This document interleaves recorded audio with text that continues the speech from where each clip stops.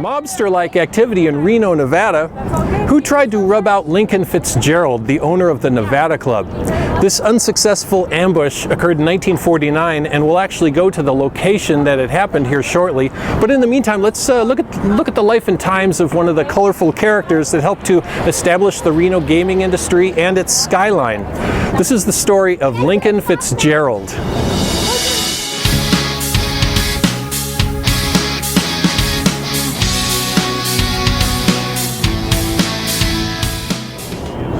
Before arriving in Reno in 1945, Lincoln Fitzgerald was a part owner of the Chesterfield Club, which was an illegal gambling club located in Detroit, Michigan.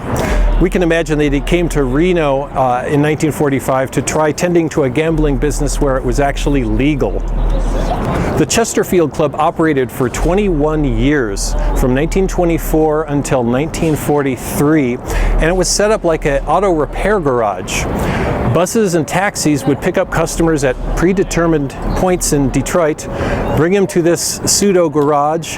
The big garage doors would open, the vehicles would pull in, the doors would come down, and the people would go upstairs to the illegal gaming operation. The operation was protected by Detroit's Purple Gang for the entire life of the club, which was 21 years, and that was a long time for an illegal gambling operation.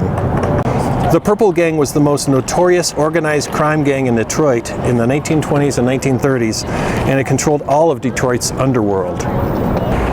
Once in Reno, Fitz and some partners made a partnership with the Robbins brothers, who operated Robbins Nevada Club. In 1946, they shortened the name just to the Nevada Club, which operated on this site. The Nevada Club was always a simple, straightforward, and unpretentious affair, and one of, if not the first casino downtown to offer a restaurant on the premises. I myself remember being a young lad, 22 years old, and walking through the Nevada Club as a new Reno resident in 1986, and I can still recall the wonderful noise of the old mechanical coin slot machines that they still had in operation then. Shortly after, in 1946, Fitzgerald and his partner Dan Sullivan, who actually came to Reno with Fitzgerald from Detroit, were named as fugitives from justice in Michigan on charges of illegal gambling and bribing public officials.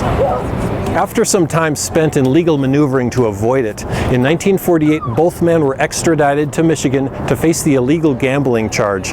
The bribery charge had since been dropped.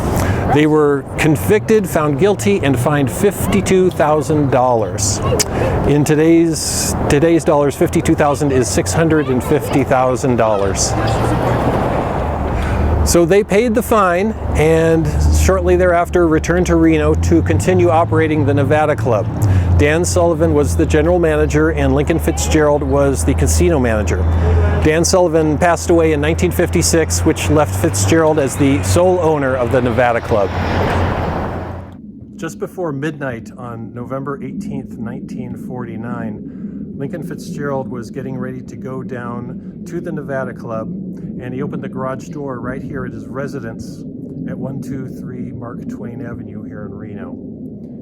He was brought down with a blast of a shotgun to his back. There was a second shot, but it missed. His wife Meta found him right back here next to the car, and he was rushed to emergency surgery. The doctors initially had very little hope for his survival, but he slowly and miraculously recovered, and he was released from Washoe Medical Center after 6 months. He was left slightly crippled from the attack, and he walked with a limp for the rest of his life. Since he no longer felt safe at his home, he set up an apartment at the Nevada Club and made this his residence. And for many years, he would never leave the club. Due to this fact, there are not that many photographs of him. He was known around town as a consummate old-school casino boss who was demanding and firm with his employees, but was also very rewarding to those who stuck with him. No one was hired at the Nevada Club without being interviewed by Fitz, the boss. He was a highly competent operator who ran a very functional business, and he was held in high regard also by the Nevada Gaming Commission. Oh my gosh, the property owner just came out wondering what I was doing. I was able to explain what I was doing, and of course she knew the story of what happened here. And I asked her, hey, are there any remnants of the attack, any indentations in the wall or anything? She says, oh yeah, right over here by the wall. Check it out.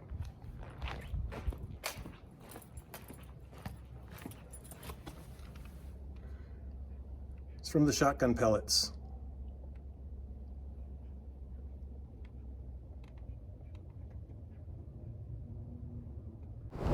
In 1964, Fitzgerald started buying properties on this block, including the Silver Dollar Club, which was right at the Reno Arch and across the street from Harold's Club. And he ran the Silver Dollar Club from 1965 until 1974. In December of 1974, Lincoln Fitzgerald broke ground on what would become Fitzgerald's Hotel Casino, a $12 million, 347-room facility that he intended to be a premier destination in Reno, and one that would give Bill Harrah at Harrah's a run for his money. It's significant to note that Lincoln Fitzgerald was 82 years old at this time. In 1976, the Gaming Commission licensed him for 35 table games, 2 Keno games, and 1,000 slot machines. The project ultimately ended up costing $16 million. And Lincoln Fitzgerald paid that $16 million in cash. He paid for this in cash. Never forget, dear gamblers, the odds are always with the house. Reno locals remember the colorful Lucky Shamrock theme of Fitzgerald's, its magic forest, and also its short-lived Rainbow Bridge, which brought in customers over the then above-ground railroad tracks. Fitzgerald's operated for 32 years until its abrupt closure in 2008, which put more than 400 people out of work. In 2011, the property was reopened as Com Row, and the world's tallest climbing wall was constructed on the exterior over Virginia Street, which endures to this day. The Com Row business model faltered, however, and this entity closed down in 2013. The new Chicago-based ownership decided to completely renovate the entire facility, and the Whitney Peak Hotel was born in 2014. Today, the only reminders left of the building's past are the climbing wall and the interior climbing rocks from Com Row, and the only connection to Fitzgerald's is this piece of Blarney stone, which is still embedded in the exterior. A Reno institution, the Nevada Club ultimately closed in 1997 and was sold to Harrah's, and then shortly after that was razed so that Harrah's could use the property for their then expanding operation. Lincoln Fitzgerald ended up living a long and productive life.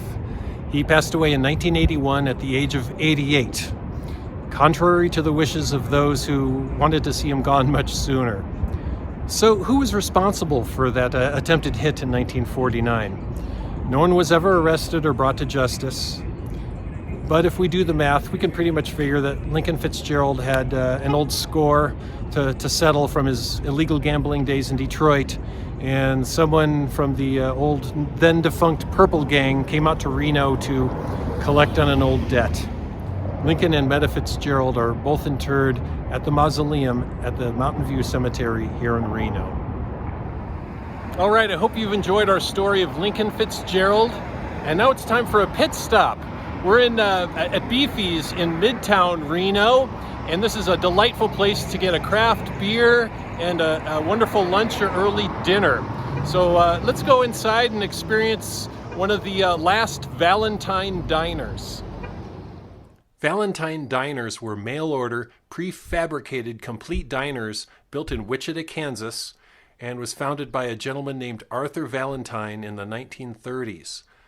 These establishments became quite popular after the interstate road system enabled more people to be on the road and in search of amenities.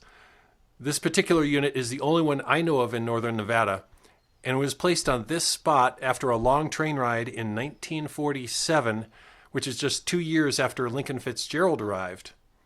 This small building served this community for decades as Landrum's, and we know this is a Valentine diner because of the wall safe. Beefy's has a great outdoor area around the back, so when the weather is nice, this is a great place to get a quality craft beer and a burger. Today I'm enjoying a Sierra Nevada Optimum, which is a high octane offering from Sierra Nevada. It clocks in at 11% ABV. It's a triple IPA. So that's why I'm having a small one as I film here earlier in the day. And just getting back to Lincoln Fitzgerald real quick, he was kind of ahead of his time. He, of course, was licensed in 1977 or licensed in 1976, and Fitzgerald's opened in 1977 as one of the early skyscrapers in Reno. And then in 1978, there was a major transformation in Reno's skyline with the opening of major properties like the Circus, the Sahara Reno, which is now the Montage residential complex, and of course the MGM Grand across town. So I think he kind of saw the way early. If you're enjoying this content, please click that little subscribe button if you haven't already. It just lets you know when we have new episodes coming out. And I already have the next one planned in my little noodle. So as Harold Smith Sr. of Harold's Club always said, I'm with you. Cheers.